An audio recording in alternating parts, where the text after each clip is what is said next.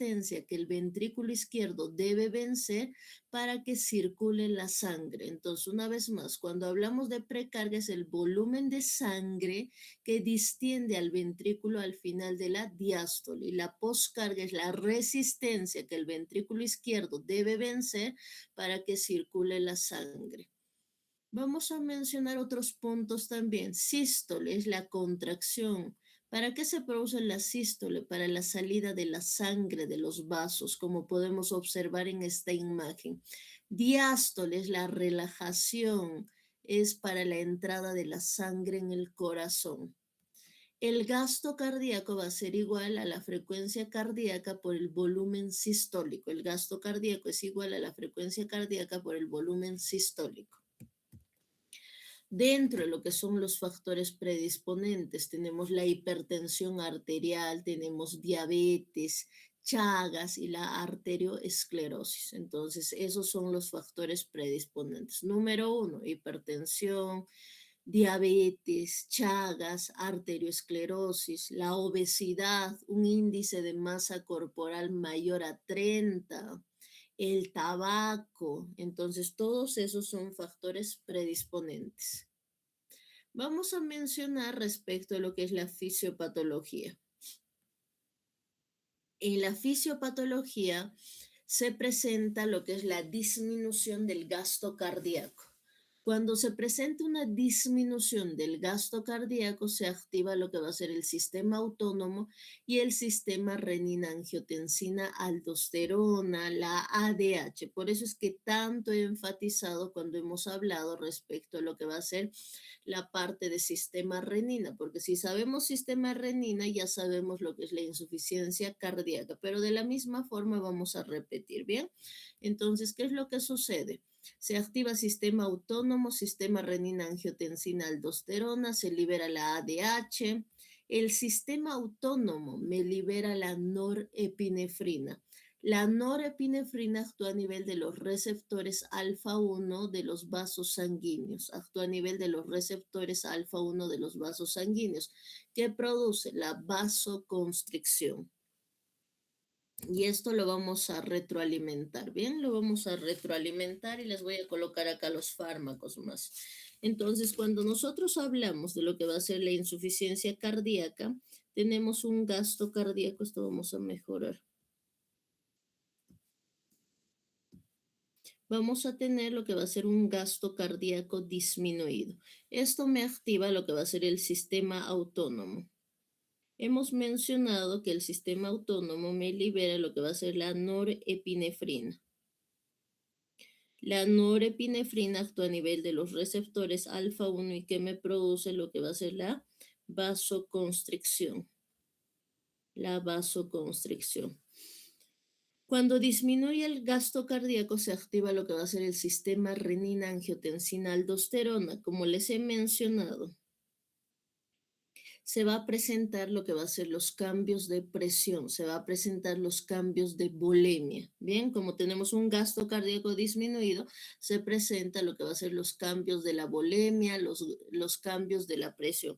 Entonces, retroalimentando, hemos dicho que esto va a ser detectado por las células yuxtaglomerulares del riñón. Entonces, ¿quién me va a detectar? Las células yuxtaglomerulares del riñón. Células yuxtaglomerulares del riñón. ¿Qué me va a liberar? Me va a liberar lo que ya conocemos, la renina. Libera lo que va a ser la renina. La renina. Ahora, hemos mencionado que el hígado libera lo que va a ser el angiotensinógeno. Entonces, ¿qué me va a liberar? Aquí vamos a colocar otro color. Angiotensinógeno.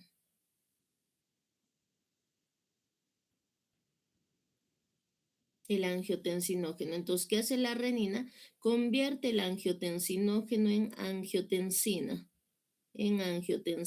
1. En angiotensina 1. Esta angiotensina 1 a nivel de lo que va a ser los pulmoncitos, esta angiotensina 1 a nivel de los pulmoncitos, se convierte en angiotensina 2. Se convierte en angiotensina 2. Y esto lo va a realizar por la enzima convertidora de angiotensina. Entonces, la angiotensina 1 se convierte en angiotensina 2 por la enzima convertidora de angiotensina, por la ECA. Esta angiotensina 2 actúa a nivel de lo que va a ser la glándula suprarrenal del riñón. Bien, entonces cuando nosotros hablamos de lo que va a ser esto, va a ser la glándula, ¿bien? Vamos a hablar específicamente que esta angiotensina 2 actúa a nivel de los receptores AT1 y AT2 de la glándula suprarrenal. Actúa a nivel de los receptores AT1 y AT2 de la glándula suprarrenal. Para ser específicos, ¿dónde? En la zona glomerular. En la zona glomerular. Esta zona glomerular me va a producir lo que son los mineralocorticoides. Mineralocorticoides. ¿Qué mineralocorticoide? La aldosterona. La aldosterona. La aldosterona que me produce retención de agua y sodio. Retención de agua y sodio. ¿Y qué me secreta? Secreta lo que va a ser el potasio. Secreta el potasio. Ahora debemos recordar que esta angiotensina 2 también actúa a nivel de lo que va a ser la hipófisis posterior. Hipófisis posterior. ¿Qué se va a presentar a nivel de lo que va a ser la hipófisis posterior? La liberación de ADH. A nivel de la hipófisis posterior se libera la ADH. ¿Qué es la ADH? Es la hormona antidiurética. ¿Qué es la ADH? Es la hormona antidiurética. También va a actuar la angiotensina a nivel de los vasos sanguíneos. A nivel de los vasos sanguíneos, ¿qué me produce? Vasoconstricción. Me produce lo que va a ser la vasoconstricción. Entonces, todo esto que he descrito, ¿qué me va a producir? Me va a producir lo que va a ser la remodelación cardiovascular. Entonces, todo este sistema que he descrito me produce lo que va a ser la remodelación cardiovascular. Remodelación cardiovascular. Eso es lo que va a producir, doctores, la remodelación cardiovascular. Por eso es que siempre nosotros mencionamos que una de las complicaciones de una hipertensión arterial maltratada, no tratada, que va a ser, doctores, la insuficiencia cardíaca. Y cuando se presente la insuficiencia cardíaca, se va a presentar una alteración a nivel de lo que va a ser el ventrículo izquierdo. Bien, vamos a aceptar. En un momento. Les voy a pedir, por favor, que estén temprano, doctores. Bien. Nombre y apellido, por favor, doctores. Entonces, si nos damos cuenta, en este punto, todo este sistema que me produce lo que va a ser la remodelación cardiovascular, doctores. Y esta remodelación cardiovascular, ¿dónde se va a presentar? Se va a presentar en el ventrículo izquierdo, doctores. Esta remodelación se presenta en el ventrículo izquierdo. Se va a producir lo que va a ser una éstasis de sangre. Se produce una éstasis de sangre. Esta éstasis de sangre en el ventrículo izquierdo va a producir lo que va a ser la extravasación a la aurícula izquierda, la extravasación de la sangre, ¿dónde? A la aurícula izquierda.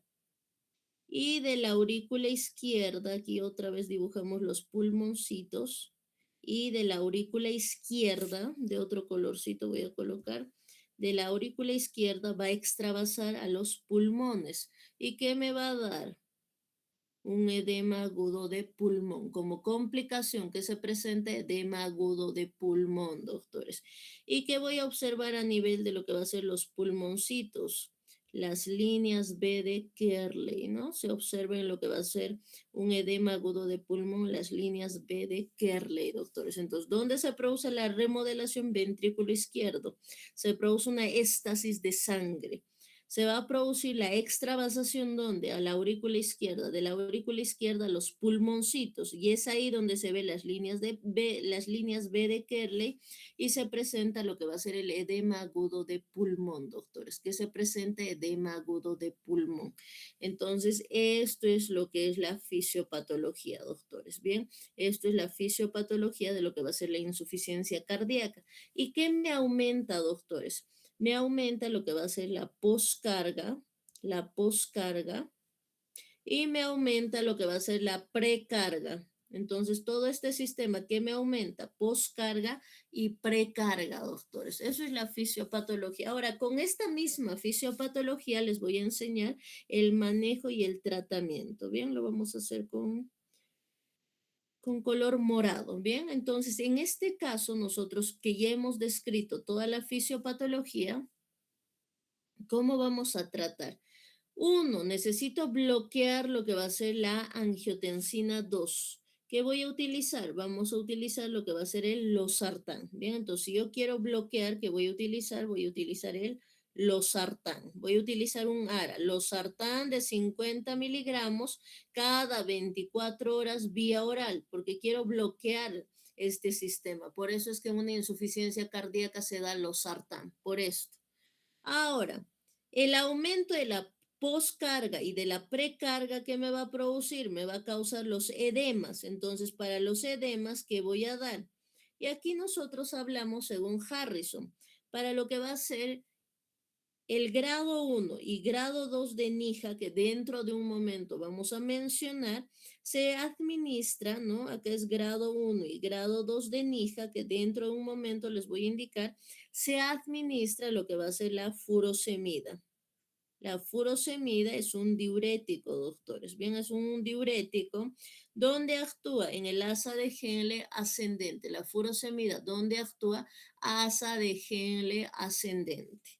En este caso le vamos a administrar nosotros, puede ser vía oral o puede ser vía EB. Bien, y el grado 3 y el grado 4 de Nija se utiliza lo que va a ser la espironolactona.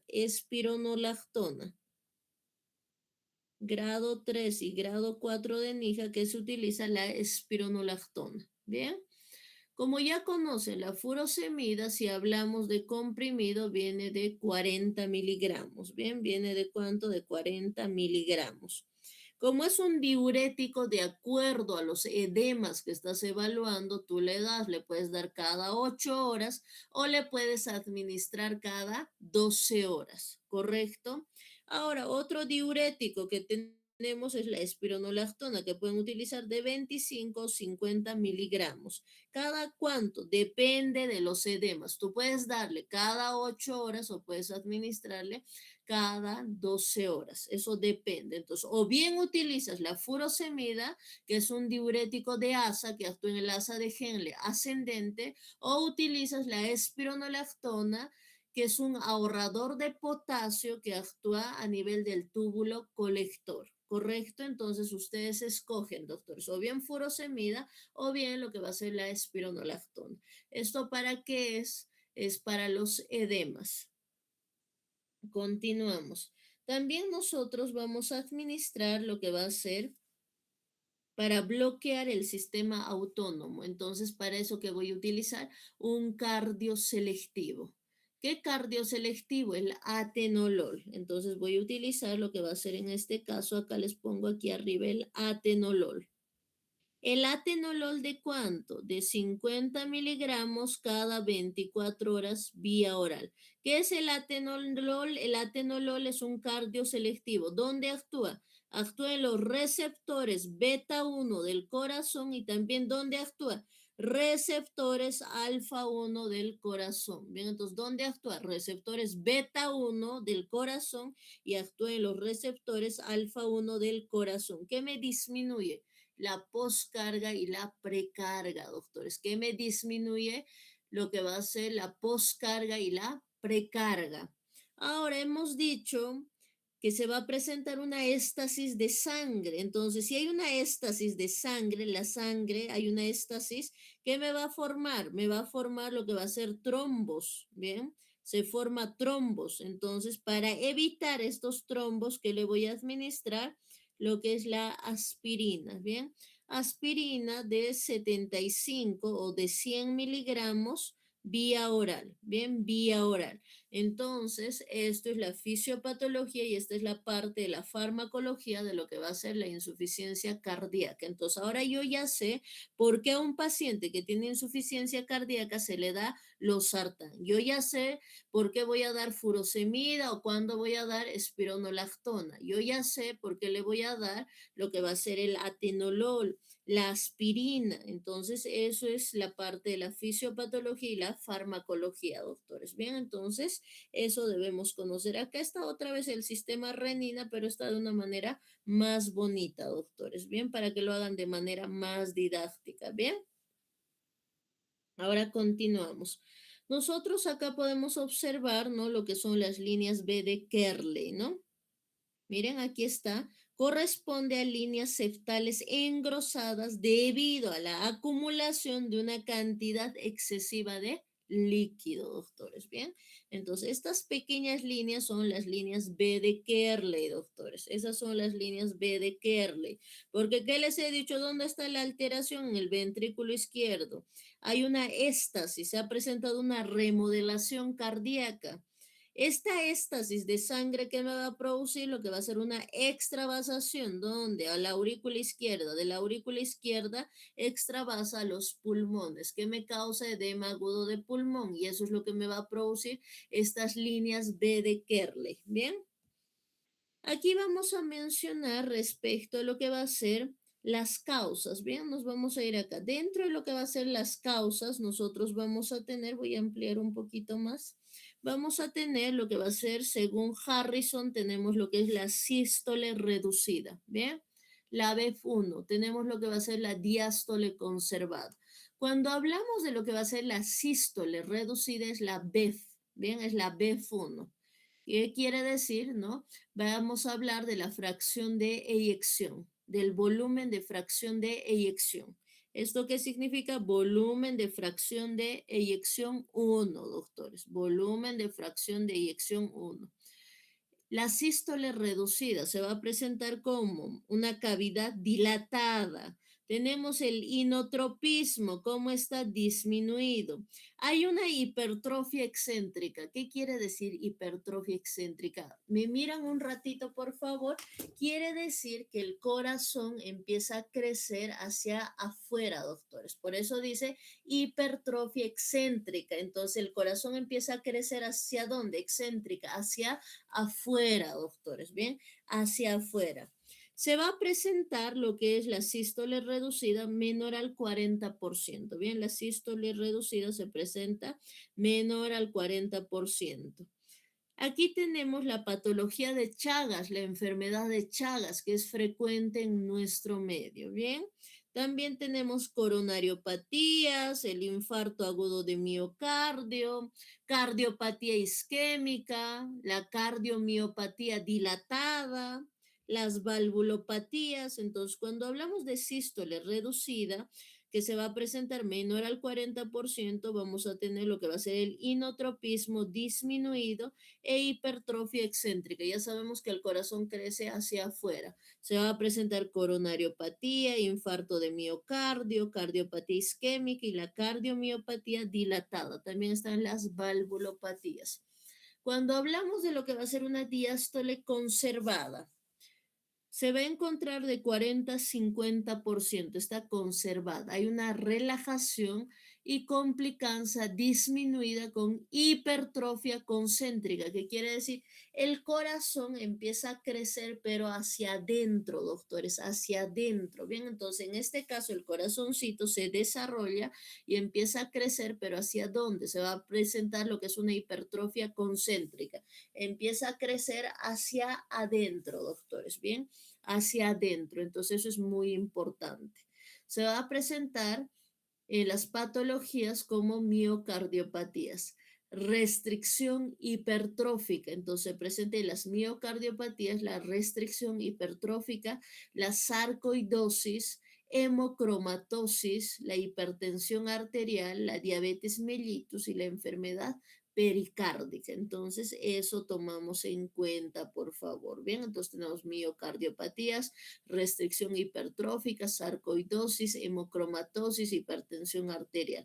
De acá al menos hay que conocer las patologías más fundamentales, que será hipertensión arterial, la diabetes, ¿no? Vamos a tener lo que va a ser también la enfermedad pericárdica, entonces las patologías más frecuentes. No les voy a decir que se aprendan todos, sino las más frecuentes. Por ejemplo, de la sístole, ¿qué me voy a aprender? Una patología común en nuestro medio, que será Chagas, doctores. Bien, Chagas me voy a aprender, cardiomiopatía dilatada, entonces lo fundamental, lo grande me tengo que aprender. Bien. Aquí vamos a mencionar insuficiencia cardíaca de alto gasto cardíaco, el embarazo, la anemia, ¿no? Por ejemplo, la anemia, hay personas que tienen, y vamos a hablar de lo que va a ser, por ejemplo, el hipotiroidismo. En el hipotiroidismo que presentan por la retención de líquidos, anemia, doctores. Y esta anemia que puede causar lo que va a ser una insuficiencia cardíaca de alto gasto. Tenemos la tirotoxicosis, beriberi vamos a tener. ¿Qué es beriberi? Es la deficiencia de la B1, deficiencia de la tiamina. Está la fiebre, fístula arteriovenosa. Entonces, insuficiencia cardíaca de alto gasto tenemos embarazo, anemia, tirotoxicosis, beriberi, fiebre, fístula arteriovenosa. En la insuficiencia cardíaca de bajo gasto tenemos las valvulopatías, miocardiopatías, hipertensión arterial. Entonces tenemos insuficiencia cardíaca de bajo gasto, hipertensión arterial, miocardiopatías y las valvulopatías.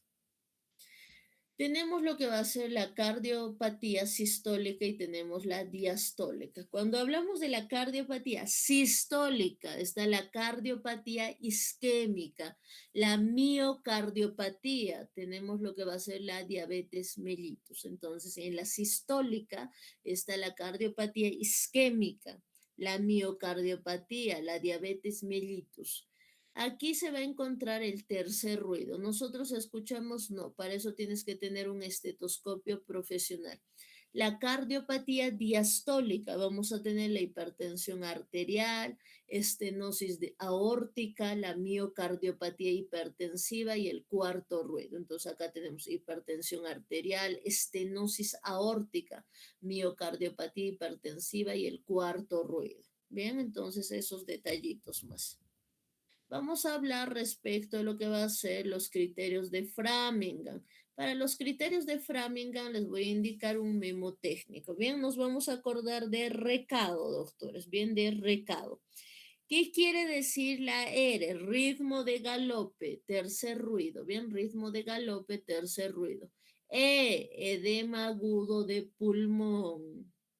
La C de cardiomegalia. A es aumento de la presión venosa central. ¿De cuánto? De 16 centímetros de agua.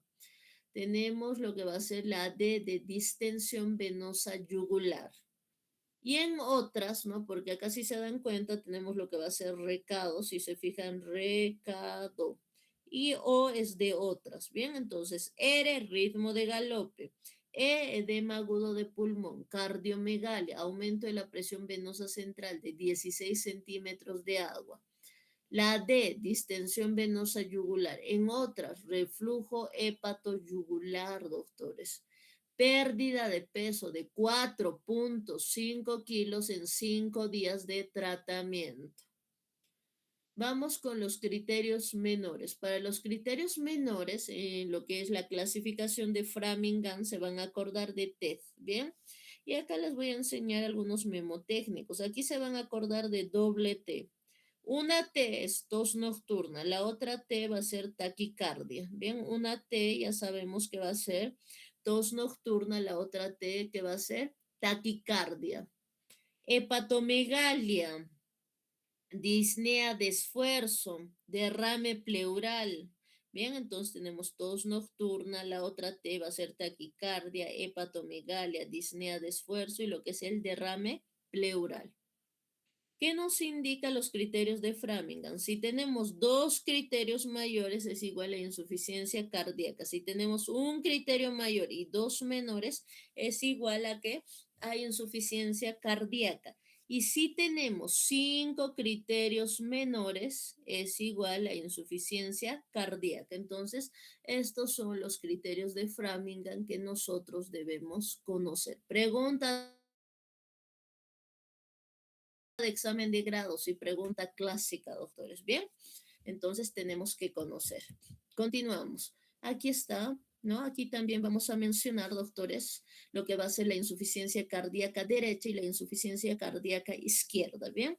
Para hablar de lo que es insuficiencia cardíaca derecha, en este momento ustedes dividen su cuerpo, doctores, ¿bien? Vamos a dividir lo que va a ser en el lado derecho y voy a dividir en el lado izquierdo, ¿bien? Entonces, divides tu cuerpo. Vamos a empezar por el lado derecho, ¿bien? Se tocan su hígado. ¿Qué vamos a tener? Vamos a tener una distensión de la cápsula de Gleason. ¿Y qué es la cápsula de Gleason? Es lo que envuelve el hígado. Entonces hay una distensión de la cápsula de Gleason. Si hay una distensión de la cápsula de Gleason, se va a presentar una hipertensión portal. Bien, porque tienes ahí tu hígado, ¿no? Y ahí va a estar nuestro aporte. Entonces, ¿qué se va a presentar? Distensión de la cápsula de Gleason, se presenta una hipertensión portal, se va a presentar una insuficiencia hepática, se presenta una insuficiencia hepática, se va a presentar edemas, se va a presentar lo que son los edemas, se va a presentar ascitis. Entonces, también tenemos el reflujo hepatoyugular, se va a presentar lo que va a ser aquí, vamos a añadir el reflujo hepatoyugular. Entonces, cuando hablamos del lado derecho, se va a presentar distensión de la cápsula de Gleason. Se va a presentar una hipertensión portal, se presenta una ascitis, edemas y lo que va a ser un reflujo hepatoyugular, doctores. Entonces, eso es del lado derecho. Y en el lado izquierdo, doctores, se van a acordar que vamos a tener, hay un compromiso a nivel de qué? De los pulmones, doctores. Cuando hablamos de insuficiencia cardíaca del lado derecho, doctores, del lado derecho, va a ser sistémico. En cambio, cuando hablamos de insuficiencia cardíaca del lado izquierdo, se va a presentar lo que va a ser los estertores, se va a presentar los estertores. Se presentan los crépitos, ¿no? Estertores, crépitos. A nivel pulmonar se va a presentar lo que va a ser las sibilancias, ¿bien? Entonces se presenta estertores, crépitos, se presenta lo que son las sibilancias a nivel de los pulmoncitos, doctores, a nivel de los pulmones. Entonces, ¿qué va a presentar mi paciente? Disnea nocturna, edema pulmonar, ortopnea. Entonces, no se olviden, cuando hablamos de insuficiencia cardíaca del lado izquierdo, doctores, hay disnea nocturna, edema pulmonar, ortopnea, se presenta estertores, crépitos, sibilancias. Bien, entonces eso hay que conocer. Pregunta, sí. Por ejemplo, acá hay una imagen, ¿no? Cuando es del lado izquierdo, pues relacionas con qué? Con tórax, que hay sibilancias, estertores, edema agudo de pulmón, tercer ruido de galope. Y del lado derecho, ¿cómo va a ser sistémico? Hay ingurgitación yugular, reflujo hepatoyugular, hepatomegalia, edema en miembros inferiores. Entonces, eso hay que recordar. Y ahí está la imagen que les he puesto, insuficiencia cardíaca derecha. Como pueden observar, ahí está la citis, ahí está la hepatomegalia, hipertensión portal. Se va a presentar lo que va a ser la ingurgitación yugular, edema en miembros inferiores, fatiga. Entonces, eso es insuficiencia cardíaca derecha. Vamos con lo que es la insuficiencia cardíaca izquierda, que va a presentar disnea paroxística nocturna. Va a presentar lo que va a ser datos de congestión pulmonar, que va a presentar los estertores, va a presentar taquipnea, va a presentar taquicardia, disnea de esfuerzo, la ortopnea. Entonces, eso es del lado izquierdo. ¿Qué más puede presentar? Edema agudo de pulmón, ¿no? También edema agudo de pulmón. Y esto es la clasificación de NIJA, doctores. Cuando hablamos de la clasificación de NIJA, va a presentar 4 grados. El grado 1, enfermedad cardíaca, pero sin síntomas ni limitación. El paciente va al gimnasio, se va a bailar a la discoteca, entonces tiene la enfermedad cardíaca, pero sin síntomas ni limitación de actividad física normal. El paciente realiza todo tipo de actividad. En el grado 2 se va a presentar lo que va a ser una limitación leve, ¿no? Presenta lo que va a ser una limitación leve, mi paciente. Cuando hablamos de lo que va a ser la limitación leve de actividad física, la actividad física normal resulta en fatiga, palpitaciones o disnea. Por ejemplo, una caminata de 1 metro, doctores, ¿qué le va a producir? De 2 metros, una caminata de 2 metros que le va a producir fatiga y palpitaciones a mi paciente. Entonces hay una limitación leve de actividad física. La actividad física normal resulta en fatiga, en palpitaciones o disnea. NIJA grado 3, hay una limitación marcada, se va a presentar lo que es una limitación marcada de actividad física. Incluso la actividad física menor que la ordinaria le provoca fatiga, palpitaciones o disnea. ¿Qué quiere decir? La limitación marcada se va a presentar fatiga, palpitaciones a la actividad física menor. Y mi paciente solo está tranquilo cuando esté en reposo. O sea, como a mí me ven ustedes en este momento, por ejemplo, el paciente solo cuando está sentadito, en ese momento no presenta sintomatología, no hay fatiga ni palpitaciones. Entonces está cómodo solo en reposo. Ahora, si se para el paciente, quiere tomar su tacita de café, empieza a presentar fatiga, palpitaciones. Y el grado 4 es incapacidad para llevar a cabo cualquier actividad. Entonces, en este caso, mi paciente va a presentar las 24 horas del día fatiga y palpitaciones. Está durmiendo, está con fatiga, está soñando, está con fatiga. Entonces, las 24 horas mi paciente está con fatiga, con palpitaciones. Entonces, acá tenemos lo que va a ser sin síntomas en el grado 1, grado 2, limitación leve, grado 3, lo que va a ser la limitación moderada y grado 4, la limitación grave, doctores. Entonces, eso es respecto a la clasificación de NIJA que debemos conocer. Por eso les decía, ¿qué nos dice Harrison? Harrison nos indica que en el grado 1 y en el grado 2, doctores, ¿qué se va a utilizar? Se va a utilizar lo que va a ser la furosemida. Furosemida se va a utilizar. En cambio, en el grado 3 y en el grado 4 se va a utilizar la espironolactona. ¿Por qué? Pero la espironolactona, doctores. Porque no se olviden que el gasto cardíaco está disminuido, ya está disminuido, entonces en este caso no se va a producir una adecuada sístole, una adecuada diástole, doctores, ¿bien? Porque el gasto cardíaco está disminuido. Si yo le doy a mi paciente grado 3 y grado 4, lo que va a hacer la furosemida, porque la furosemida no es que te elimina solo agua, sino que la furosemida elimina sodio, elimina agua, elimina potasio, todo lo que está en su camino elimina la furosemida, porque es un diurético de asa. Entonces, ¿qué me va a disminuir en este paciente? El potasio. Entonces, si me disminuye en el grado 3 y en el grado 4, lo que va a ser el potasio, ¿qué me va a causar? Un paro cardíaco. Entonces, si me disminuye lo que va a ser el potasio en grado 3 y grado 4, ¿qué me va a causar? Me va a causar lo que va a ser un paro cardíaco. Entonces, por eso es que para el grado 3 y 4 utilizo la espironolactona. ¿Qué es la espironolactona? Es un ahorrador de potasio. Elimina agua, sodio, pero ¿con quién se queda? Con el potasio. Y nosotros necesitamos para lo que va a ser el músculo estriado del corazón.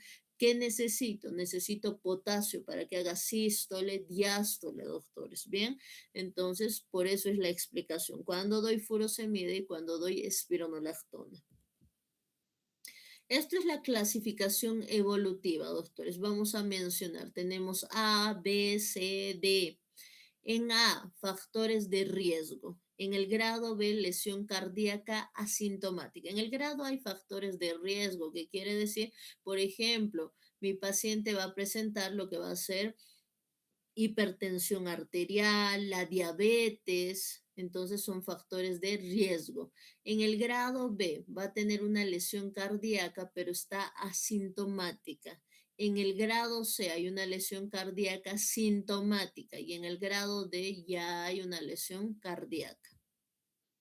¿Cómo diferencio lo que va a ser un edema renal de un edema cardíaco? Comenzamos con el edema cardíaco. El edema cardíaco se va a presentar de manera vespertina, Es duro, frío, cianótico, donde inician miembros inferiores. Entonces, no sé si ustedes recuerdan cuando atendían a sus pacientes con insuficiencia cardíaca. Si tú les tocas los pies a una persona que tiene insuficiencia cardíaca, sus pies están fríos y siempre vas a observar que están con medias, que están con mantita, doctores. ¿Por qué? Porque presentan edema en miembros inferiores y es un edema frío, duro. La presentación es de manera vespertina. ¿Qué quiere decir, no? Cuando hablamos del edema renal matutino. Matutino se presenta en las mañanas, doctores, en las mañanas. Y si tú te fijas a un paciente que tiene edema renal, ¿cómo despierta? Va a despertar con la cara hinchada, va a presentar lo que va a ser un edema periorbitario. Bien, entonces cuando hablamos del edema renal, se presenta en las mañanas, es matutino. Va a ser blando, va a ser blanco, pálido, va a ser caliente y donde se inicia en la región periorbitaria. A nivel de la cara se va a presentar. Entonces, si se dan cuenta, ¿no? Son diferentes. Los medicamentos. Bien, los medicamentos que ya les mencioné para repasar un poquito. Bien, entonces hemos mencionado nosotros dentro de lo que va a ser la parte de insuficiencia cardíaca que le vamos a dar, le pueden dar o bien IECAS o bien ARAS. Bien, dentro de los IECAS que se puede utilizar el enalapril. ¿Qué son los IECAS? Inhibidores de la enzima convertidora de angiotensina. Tenemos el enalapril y el captopril. Bien, si recuerdan un poquito mejor la fisiopato que hemos hecho, ¿qué me va a evitar? Me va a evitar lo que va a ser la conversión de la angiotensina 1 a angiotensina 2. Bien, entonces cuando hablamos de lo que va a ser los YECAS, ¿qué hace los YECAS? Evita lo que va a ser la conversión de angiotensina 1 a angiotensina 2, doctores. Entonces pueden decir bloquea la conversión de angiotensina 1 a angiotensina 2 o pueden decir es un inhibidor de la enzima convertidora de angiotensina. Entonces, ¿qué tenemos? Enalapril, captopril. El enalapril viene de 5 a 20 miligramos, el captopril viene de 25 a 200 miligramos. Bien, entonces contraindicaciones, ya sabemos. En insuficiencia renal, pero ¿de qué depende de la CADIGO? Estenosis de ambas arterias renales, embarazo, la hiperpotasemia, ¿bien? Ahora también vamos a hablar de lo que va a ser los ARAS. Cuando hablamos de los ARAS tenemos el losartán y el valsartán. Tenemos losartán y valsartán. ¿Qué son los ARAS? Antagonistas de la angiotensina 2, de los receptores AT1 y AT2. Entonces, cuando hablamos de los ARAS que te bloquea la angiotensina 2, doctores. ¿Bien? El losartán, ¿de cuánto viene? De 50 miligramos. El losartán viene de 50 miligramos. El valsartán de 80 miligramos. Bien, de 80 miligramos. ¿Cada cuánto se utiliza? Cada 24, cada 12 horas. Bien, losartán acá, por ejemplo, nos pone de 25 a 200. Bien, de 25 a 200, a 100, perdón, de 25 a 100. Entonces, en este caso, nosotros vamos a utilizar 50, doctores. Según nuestra etnia en Bolivia, más frecuente, 50. Y el valsartán también de cuánto? De 80, doctores, de 80. Bien, entonces se utiliza cada 24 horas o cada 12 horas, una vez al día. Otras indicaciones en fracción de eyección reducida, contraindicaciones, insuficiencia renal, eso de qué depende de la digo, estenosis de arterias renales. Entonces, o bien me utilizas un inhibidor de la enzima convertidora de angiotensina o me utilizas lo que va a ser los ARAS, antagonistas de los receptores AT1 y AT2. Bien, entonces eso hay que recordar. Uno de ellos, no se utiliza los dos, por favor. Debemos recordar también los diuréticos, furosemida, lo que es la hidroclorotiazida y la espironolactona. Bien, la furosemida, recordando, viene en tabletita de 40 a 80 miligramos. La hidroclorotiazida viene de 6,25 a 50, pero acá números claves nos vamos a acordar, lo que va a ser 25 y 50, doctores. Bien, 25 y 50, ¿se acuerdan? Bien, 25 y 50. La espironolactona igual, 25, 50 nos vamos a acordar, porque es la dosis que más se usa en nuestra etnia, ¿no? Acá es lo que más se usa 25 a 50, ¿bien? Las indicaciones se administran infarto de miocardio, síndromes coronarios, nefropatías. Aquí, para ser puntuales, cuando hablamos de la furosemida no se va a administrar en hipopotasemias, por ejemplo, ¿no? La furosemida no se administra, perdón, la furosemida no se administra en diabetes, no se administra en dislipidemias, ¿bien? Entonces, no se va a administrar en lo que va a ser diabetes, en lo que va a ser las dislipidemias, ¿bien? Y tampoco se administra, ¿no? En hipopotasemia, en hipopotasemia. No se administra en hipopotasemia. Bien, entonces ahí les pongo. Bien, van a disculpar, estoy un poquito ronca. Bien, entonces esto hay que recordar. Bien, entonces no se administra en diabetes, dislipidemias y en hipopotasemia, porque les he dicho que la furosemida va a eliminar todo, doctores. Bien, ¿qué quiere decir? Elimina agua, sodio, potasio, no le interesa, barre con todo, con líquidos, electrolitos. Por eso no se administra en una hipopotasemia. ¿Por qué? Porque si yo le bajo el potasio que va a presentar, un paro cardíaco, doctores. Te hace un paro cardíaco. La hidroclorotiazida nosotros debemos recordar que no se utiliza en gota, por favor. No voy a dar nunca, jamás voy a dar en gota, doctores. Bien, en gota no voy a administrar, en hiperuricemia no voy a administrar en gota, en hiperuricemia no se administra, bien, no se administra. Y yo no voy a administrar lo que va a ser la espironolactona cuando hay hiperpotasemia. Bien, entonces yo no voy a administrar cuando hay hiperpotasemia. Si el potasio está elevado, yo no voy a dar espironolactona porque la espironolactona te elimina agua, sodio, pero ¿con quién se queda? Con el potasio, porque es un ahorrador de potasio. Entonces, si mi paciente está con hiperpotasemia, ¿no? Si mi paciente está con hiperpotasemia, yo no le voy a dar pues espironolactona, voy a aumentar aún más, doctores, ¿bien? Entonces eso respecto a los diuréticos. Repasando, la furosemida donde actúa en el asa de Henle ascendente, su mecanismo de acción. La hidroclorotiazida en el túbulo contorneado distal, ¿dónde actúa? Túbulo contorneado distal.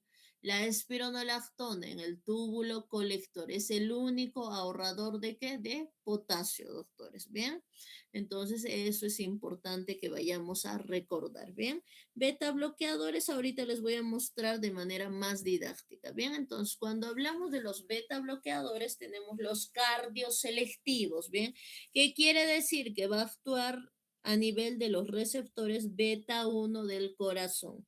Para eso se van a acordar el memotécnico ameba, atenolol, metoprolol, esmolol, bisoprolol, acebutolol. Entonces, todo esto, ¿de cuánto va a ser?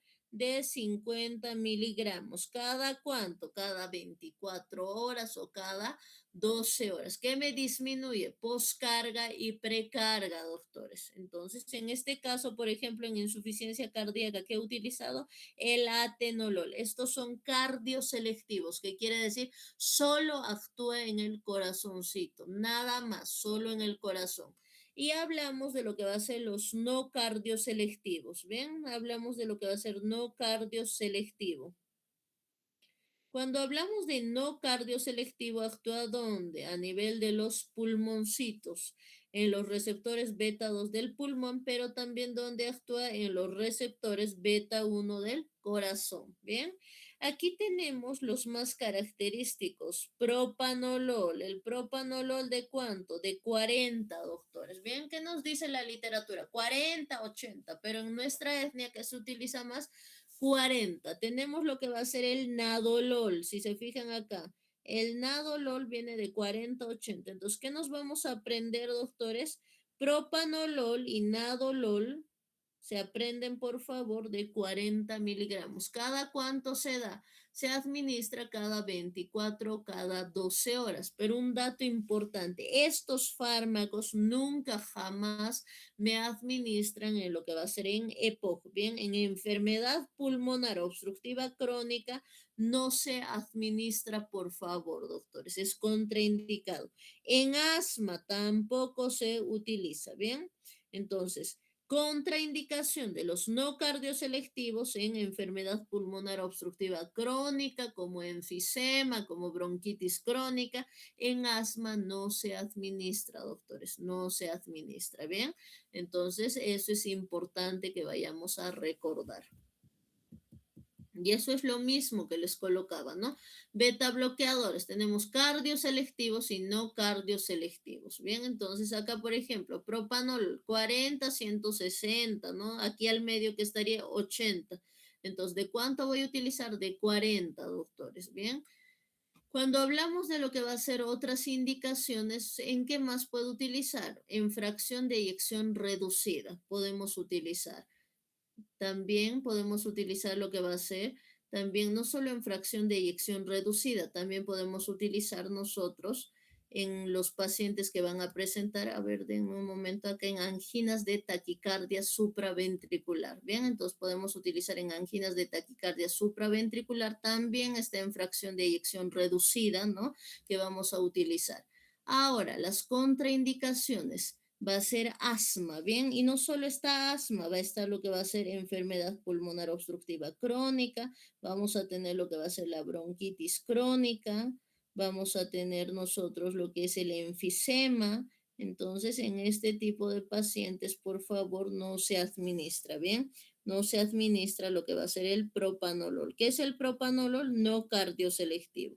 Ahora, lo que hemos mencionado, cardioselectivos, es el atenolol, metoprolol, ¿no? ¿De cuánto viene? Como dice Harrison, de 25 a 100. Al medio que se encuentra 50. En nuestro medio que se usa 50, doctores. Bien, 50. Contraindicación, lo que deben recordar en bloqueo cardíaco de segundo y tercer grado, de segundo y tercer grado, doctores. Entonces, ahí está la contraindicación. También en síndrome de disfunción sinusal, no se administra. Esas son las contraindicaciones. Bien. Entonces eso vamos a recordar. Y acá con este dibujito es más sencillo que ustedes recuerden. Bien, entonces ahí se dibujan y ahí colocan en quiénes no debo dar, ¿no? Esto respecto a lo que va a ser los beta bloqueadores cardioselectivos, ¿no? Estos son los cardioselectivos y estos son los no cardioselectivos, doctores. Bien, entonces eso hay que recordar. Respecto a lo que va a ser antagonistas de calcio, doctores, dentro de los antagonistas de calcio, repasando, porque también se utiliza en insuficiencia cardíaca cuando no está respondiendo al tratamiento que hemos mencionado, se utiliza también, doctores. Bien, por eso estamos retroalimentando. Los dihidropiridínicos se acuerdan de esto, de NAN, doctores, como les he indicado. ¿De qué me voy a acordar? De NAN, de la leche NAN, nifedipino, amlodipino, nicardipino, doctores. Bien, el nifedipino de 20 miligramos, doctores. Bien, de 20 miligramos se utiliza. El amlodipino, el nicardipino, vamos a utilizar de 5 miligramos. Bien, amlodipino, nicardipino de 5 miligramos. Se utiliza cada 24 horas vía oral. Bien, vía oral. Entonces, si no está respondiendo a todo el esquema que nosotros hemos mencionado, entonces tú le puedes dar un nifedipino, un amlodipino o un nicardipino. También acá está el nimodipino, felodipino, entonces de acá lo principal. Entonces, antagonistas de calcio, dihidropiridínicos, nifedipino, amlodipino y el nicardipino. ¿Dónde actúa a nivel de tus vasos sanguíneos? ¿Qué hace? Vasodilata, doctores, vasodilata. Los no dihidropiridínicos, vamos a tener lo que va a ser la fenilquilaminas, está el verapamilo. Tenemos lo que va a ser la benzotiazepinas, el diltiazem. Entonces, de acá el que más se utiliza, doctores, va a estar el verapamilo, también el diltiazem, que viene de 120 miligramos, bien, de 120 miligramos que viene. El verapamilo también vamos a tener de 5 miligramos, 80 miligramos, entonces depende de la dosis que se escoja, ¿bien? Ahora, cuando hablamos de antagonistas de calcio no dihidropiridínicos, que quiere decir que me disminuye cronotropismo, dromotropismo y el inotropismo, donde actúa a nivel del corazón, doctores. Por eso es que se divide dihidropiridínicos y no dihidropiridínicos. Bien, entonces, de acá el más usado en nuestro medio por la parte económica es el nifedipino, ¿no? Que se utiliza también, ya han debido ver en ginecología, se utiliza, bien, se utiliza en medicina interna, doctores. Bien, entonces a lo que les he mencionado, hemos hablado de insuficiencia cardíaca, del atenolol, losartán, furosemida, espironolactona, la aspirina, también se les añade lo que va a ser en este caso, por ejemplo, el nifedipino, doctor, si no está respondiendo, ¿no? Si no está respondiendo mi paciente adecuadamente. Entonces, acá algunas pinceladas que les voy a indicar. ¿Cuál es la clínica de insuficiencia cardíaca, doctores? ¿Qué presenta? ¿Por qué viene el paciente? Porque tiene disnea, doctores. Bien, entonces, ¿por qué viene? Porque presenta disnea a pequeños, a grandes esfuerzos. Entonces, no tienen por qué colocarme en su enfermedad actual dolor precordial. ¿Dónde hemos visto dolor precordial? Hemos visto en anginas, doctores. Dolor precordial hemos visto en anginas. ¿Recuerdan? En angina estable, angina inestable, la angina de Prismetal, isquemia silente, infarto agudo de miocardio, pero cuando estamos hablando de insuficiencia cardíaca, nada de esto está presente. Entonces, ¿por qué en la historia clínica colocan dolor precordial? No, coloquen disnea, pequeños esfuerzos, grandes esfuerzos, acompañado de fatiga, palpitaciones, tos de predominio nocturno, entonces todo eso coloquen, pero no tienen por qué colocar dolor precordial, doctores. Entonces, por eso es que muchas veces se les descalifica en los exámenes de grado, doctores, ¿bien? Entonces, motivo de consulta, ¿qué le pondré? Falta de aire, doctores, en palabras de mi paciente. Entonces, no se olviden, por favor, hemos repasado. ¿Qué más tienen estos pacientes? Edemas. Entonces, todo eso redacta lo bonito en tu enfermedad actual, pero partiendo desde disnea, pequeños esfuerzos, a grandes esfuerzos, todo eso ustedes lo detallan, doctores. Bien, entonces, ahora, otro punto importante, cuando yo hago mi conducta y hemos repasado lo que va a ser la fisiopato y voy a regresar a esta imagen, a la imagen que he descrito, acá, doctores, acá, por ejemplo. Si se fijan todo esto, acá lo resume todo lo que es insuficiencia cardíaca, doctores. Entonces, si acá ha aumentado lo que va a ser la poscarga y la precarga, doctores, entonces, ¿qué voy a realizar? Yo voy a realizar restricción hídrica. Entonces, para mi conducta voy a hacer una restricción hídrica. ¿Qué quiere decir? Si yo le iba a pasar a mi paciente, supongamos, 1000 cc, ¿cuánto le voy a pasar? 500 o 800 cc, porque está con edemas mi paciente. Voy a hacer restricción hídrica. ¿Qué solución? Solución fisiológica. ¿Y qué fármacos voy a utilizar? Acá ya tienen, vas a usar el atenolol, vas a utilizar lo que va a ser el losartán, vas a utilizar la aspirina y vas a utilizar un diurético. Entonces, esos fármacos debe estar presente, por favor, doctores, dentro de lo que va a ser su conducta, doctores. Eso es muy importante. Bien, en su conducta debe estar. Ahora, ¿qué laboratorio voy a pedir? ¿Con qué examen yo diagnostico una insuficiencia cardíaca? Con el péptido natriurético cerebral. Entonces, ¿con qué yo voy a diagnosticar? Con el péptido natriurético cerebral, que va a estar mayor a 100 picogramos, doctores, bien, mayor a 100 picogramos. Entonces, ¿con qué diagnóstico? Con el laboratorio de péptido natriurético cerebral. Ojo, es cerebral, no es auricular, doctores, es cerebral. Mayor a 100 picogramos. Entonces, ese laboratorio tú le vas a pedir a tu paciente. Eso va a estar aumentado, ¿correcto? Entonces, ese examen tú le pides a tu paciente, doctores. Eso es muy importante que nosotros vayamos a recordar, por favor. Eso es fundamental. Entonces, esos son los puntos positivos. Ahora me dirán, ¿y el diagnóstico? Para el diagnóstico, ustedes colocan insuficiencia cardíaca, grado 3, grado 4 de NIJA, por favor, porque ustedes ya saben cómo evaluar. Si, por ejemplo, yo te digo, ¿no? Supongamos yo soy tu paciente y te digo, doctor, no quiero que me mueva, ¿no? Entonces, por ejemplo, yo te voy a decir, no me mueva, por favor, porque voy a empezar a tener disnea, fatiga y palpitaciones. ¿Qué grado será de NIJA? Va a ser grado 3, porque te voy a decir, solo en reposo yo me encuentro bien, me encuentro estable, ¿no? Entonces, eso es lo que tienen que conocer, doctores. Entonces, insuficiencia cardíaca, doctores, es un tema bonito, entonces eso es lo que hay que manejar. Bien, entonces, hasta ahí tenemos dudas, preguntas, ¿está claro, doctores? ¿Hay alguna parte que no hayamos entendido? ¿Está claro, por favor, doctores? Muy bien, entonces parece que está claro. Continuamos. Ahora vamos a tocar otro tema que es importante. Bien, vamos a tocar lo que va a ser trombosis venosa pulmonar. Me dan un momento, les voy a compartir.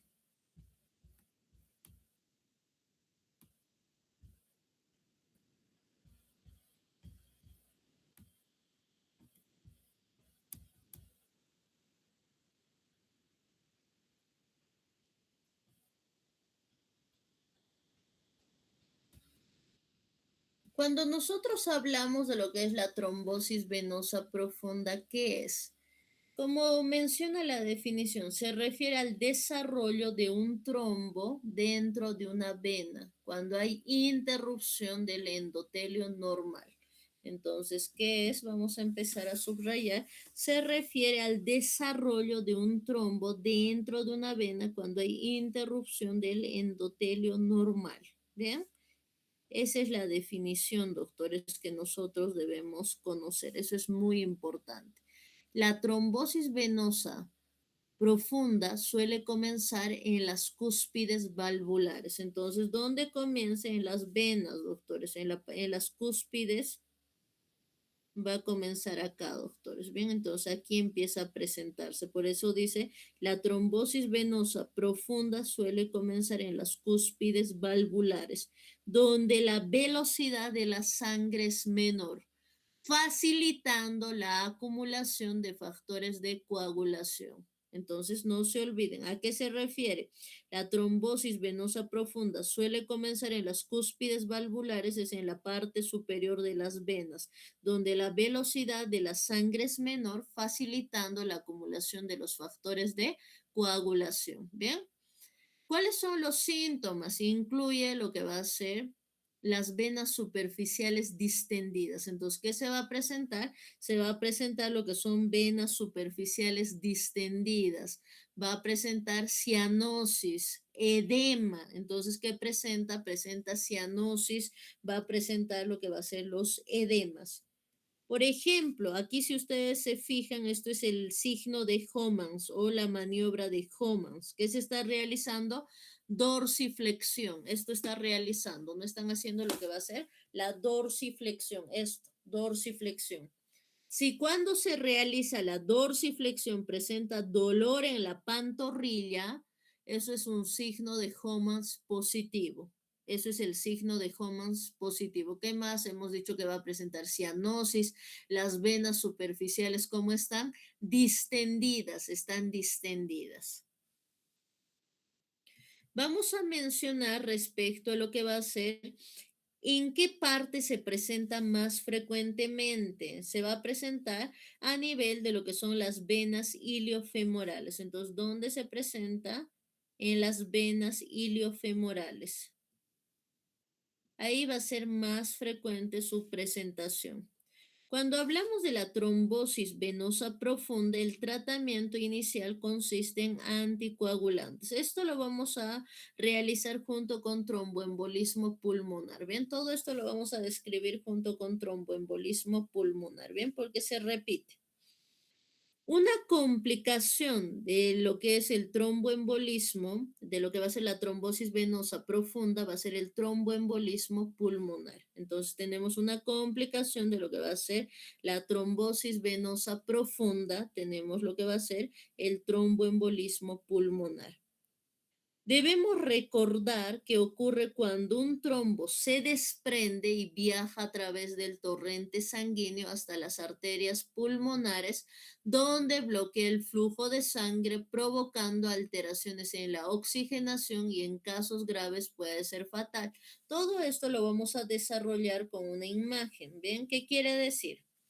Aquí tenemos lo que va a ser, aquí van a realizar un dibujito, ¿no? Aquí dibujamos lo que son, van a dibujar las extremidades inferiores, ¿bien? Entonces ahí dibujamos extremidades inferiores. Ahí está, y le colocan, ¿no? Ahí dibujan las extremidades inferiores. Nosotros hemos mencionado que se va a presentar de dónde se desprende el trombo, de lo que va a ser las venas iliofemorales, ¿bien? Las venas iliofemorales.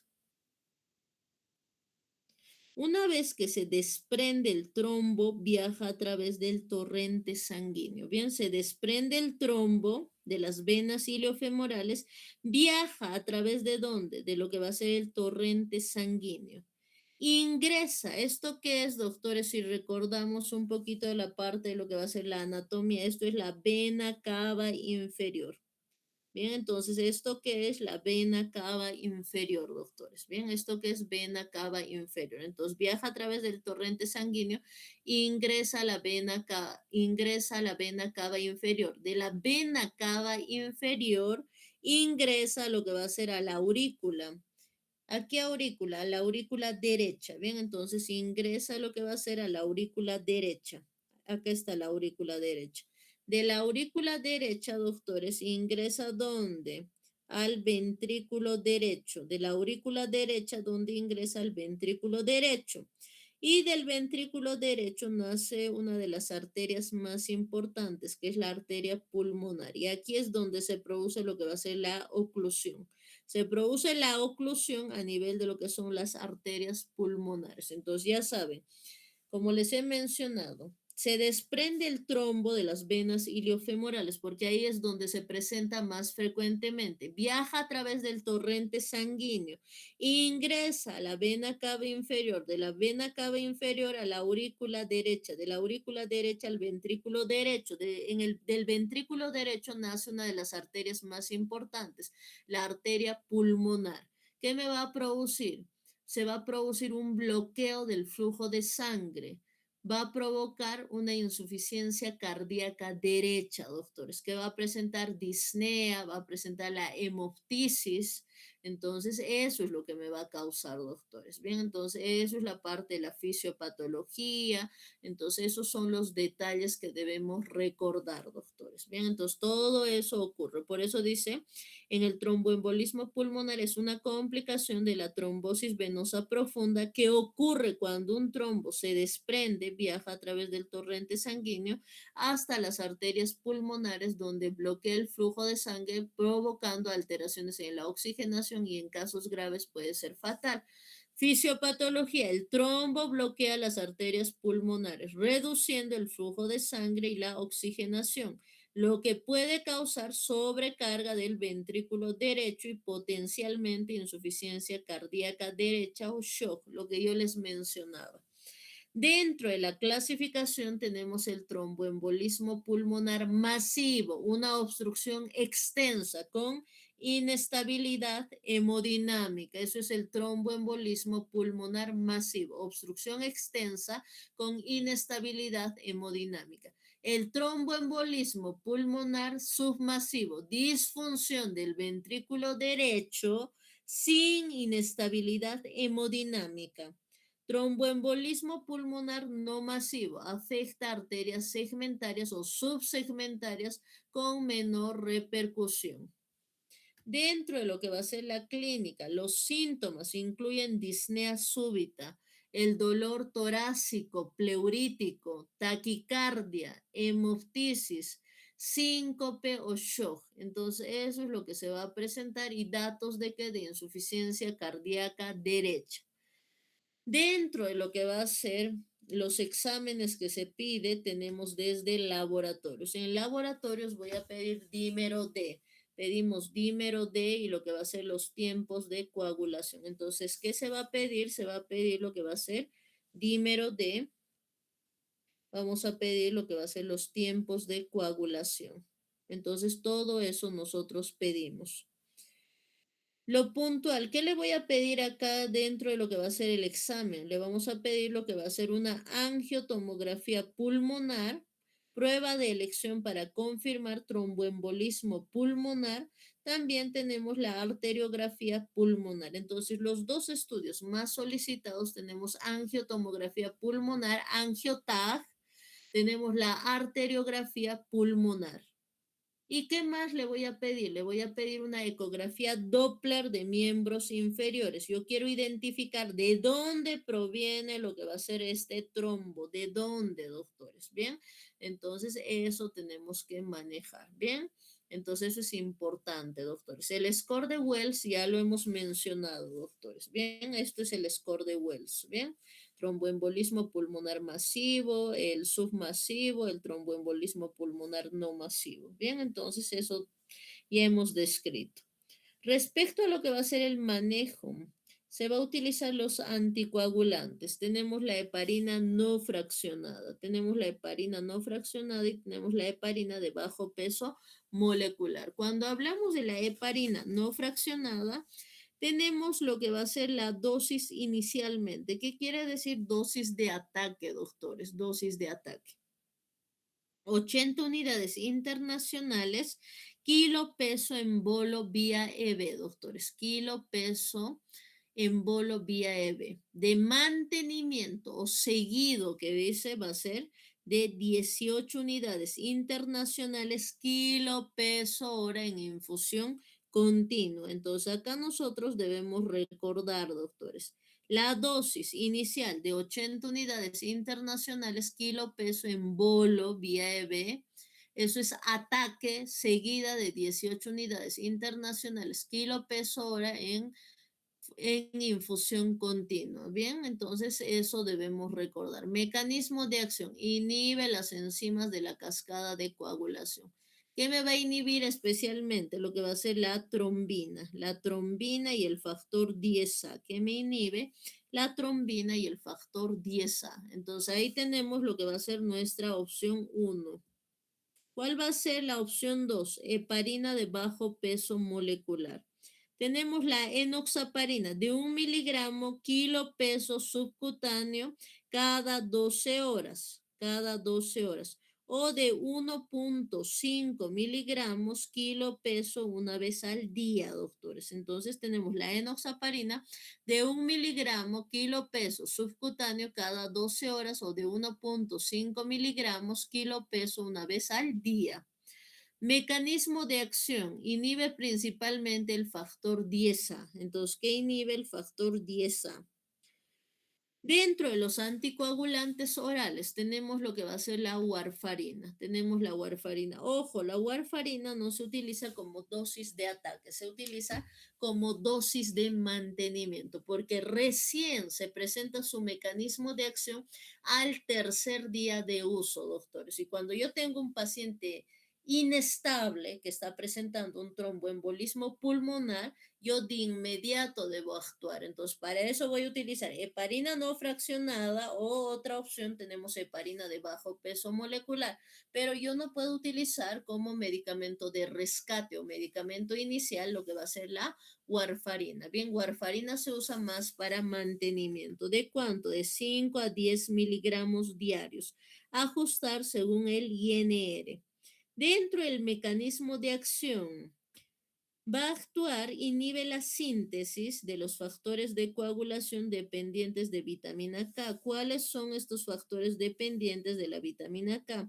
tenemos el factor 2, 7, 9 y 10, doctores. Entonces, ¿cuáles son los factores dependientes de vitamina K? 2, 7, 9 y 10, doctores. Entonces, inhibe la síntesis de los factores de coagulación dependientes de vitamina K, 2, 7, 9 y 10, doctores. Bien, eso es lo más puntual. Eso es lo que quiero que manejen, doctores. Bien, entonces, en la otra opción tenemos anticoagulantes orales, pero esto va a ser de mantenimiento. Bien, mantenimiento.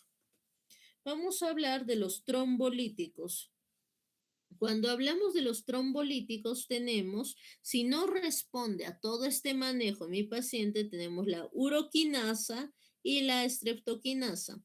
La uroquinasa, dosis de ataque de 4.400 unidades internacionales, kilo peso en 10 minutos. En 10 minutos. Eso es dosis de ataque de 4.400 unidades internacionales, kilo peso en 10 minutos, seguido de 4.400 unidades internacionales kilo peso hora en infusión de 12 a 24 horas. Si se dan cuenta, estos 4.400 se está pasando en 10 minutos, doctores. Bien, en 10 minutos.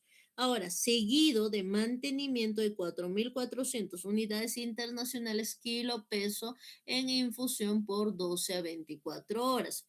Mecanismo de acción, convierte el plasminógeno en plasmina. Entonces, dentro de su mecanismo de acción tiene lo que es la conversión de plasminógeno en plasmina, que degrada la fibrina, el trombo. Tenemos la streptoquinasa, dosis de ataque de 250.000 unidades internacionales en bolo de 30 minutos, de mantenimiento de 100.000 unidades internacionales hora por 24 horas. Entonces ahí tienen sus opciones. Tienes opción 1, lo que va a ser uroquinasa, opción 2, la streptoquinasa. Mecanismo de acción, activa el plasminógeno promoviendo la fibrinolisis. Si no responde a todo esto tu paciente, entonces tenemos el tratamiento quirúrgico, que va a ser la embolectomía quirúrgica o trombectomía. Tenemos lo que es embolectomía quirúrgica o trombectomía percutánea en casos graves, doctores, en casos graves. Ahora, si mi paciente presenta frecuentemente lo que va a ser los trombos, ¿qué le voy a colocar?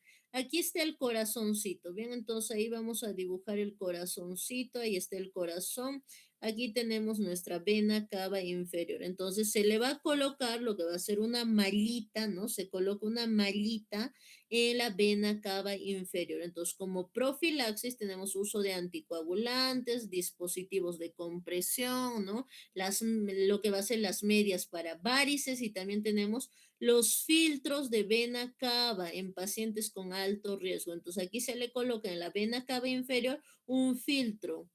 ¿Cuáles son factores predisponentes, doctores, para que una paciente presente o una persona presente lo que va a hacer, ya sea el tromboembolismo pulmonar o la trombosis venosa profunda? Uno, la obesidad. Bien, entonces tenemos número 1, obesidad, cirugías prolongadas, ¿no? Las cirugías prolongadas va a ser un factor predisponente. Las embarazadas, antecedentes heredofamiliares de trombosis, de tromboembolismo pulmonar, trombosis venosa profunda. Entonces, ¿qué vamos a tener? Uno, hemos dicho que va a estar la obesidad, hemos mencionado las cirugías prolongadas, las mujeres embarazadas, antecedentes heredofamiliares y el uso de anticonceptivos orales. Entonces, eso es lo que tenemos que conocer, doctores. Bien, entonces, eso sería nuestra clase del día de hoy. No sé si tenemos preguntas, dudas, si todo está claro, doctores. Entonces, eso es lo que tenemos que conocer, por favor. Bien, doctores, entonces no sé si hasta este punto, dudas, preguntas, está todo claro. Adelante, doctorita Neidi, por favor. Buenos días, doctorita. Día. Tenía pregunta con lo que es con la conducta. Por ejemplo, en la anterior que hemos avanzado, en la dieta tendría que ser una dieta hiposódica. Claro, doctorita, Y, ¿no? Si y está con edemas tu pacientito, debe ser una dieta hiposódica, doctorita. Como estamos restringiendo, hay una restricción hídrica, también la dieta debe ser hiposódica. ya, y los medicamentos, debo tomar un medicamento de cada familia, de diuréticos y ECAS y eso, ¿verdad, doctora? Sí, correcto, doctorita. Ajá. Entonces, según nuestra fisiopatología, pues la aspirina, les he mencionado el losartán, los diuréticos, ya sea furosemida o espironolactona, dependiendo de la clasificación de NIJA, el atenolol, un cardioselectivo, si gustas utilizas lo que es el atenolol, si no puedes utilizar el metoprolol, el esmolol, doctorita. Eso, y tenía esta pregunta más, doctorita. En el tema de los laboratorios, casi en todos los temas tengo duda, digamos. En mi examen, en mi conducta, ¿debo colocar los laboratorios desde el principio, desde su momento de ingreso No, no, no, o no. pongo Tienes que colocar, actualmente? doctorita, de hoy, ¿no? De hoy, de tu examen de grado tienes que colocar del día de hoy, no de ayer, ni, por ejemplo, te pongo un ejemplo claro. Si supongamos, te toca, supongamos lo que va a ser una pielonefritis, doctorita, y es una pielonefritis recurrente. Entonces, en este caso, por ejemplo, yo no le puedo pedir lo que va a ser urocultivo, doctorita, ¿bien? Porque Mm, se supone que ya han tenido que pedir antes de internar. Entonces, los exámenes que yo voy a pedir tiene que ser del día de hoy, doctorita. Entonces, por eso es que yo le he puesto, por ejemplo, dentro del laboratorio el péptido natriurético mm, cerebral, doctorita, ¿no? Le he colocado nosotros, ¿no? Pero es para el día de hoy, ¿bien? Porque han tenido que pedir ya anteriormente lo que va a ser rayos X de tórax, han tenido que pedir diferente tipo de estudios, doctorita. mm. Ya. Muchas gracias, doctorita. No Eso tienes sería por todo. qué. Muchas Chao, gracias. chao. Muchas Bien, gracias. ¿alguna otra duda más tenemos, doctores? ¿Está todo claro, por favor? ¿Alguna duda más que tengan? ¿Está todo bien? Muy bien, doctores. Está claro, ¿verdad? Entonces, gracias por su atención. Cualquier cosita me dicen nomás. Nos vemos entonces mañana. Para mañana no se olviden estudiar, por favor. Bien, mañana tenemos examen. Bien. Adelante, doctorita Jessie. Hemos levantado la manito. Bien, parece que todo está bien. Gracias, doctores. Estudien. Mañana nos vemos.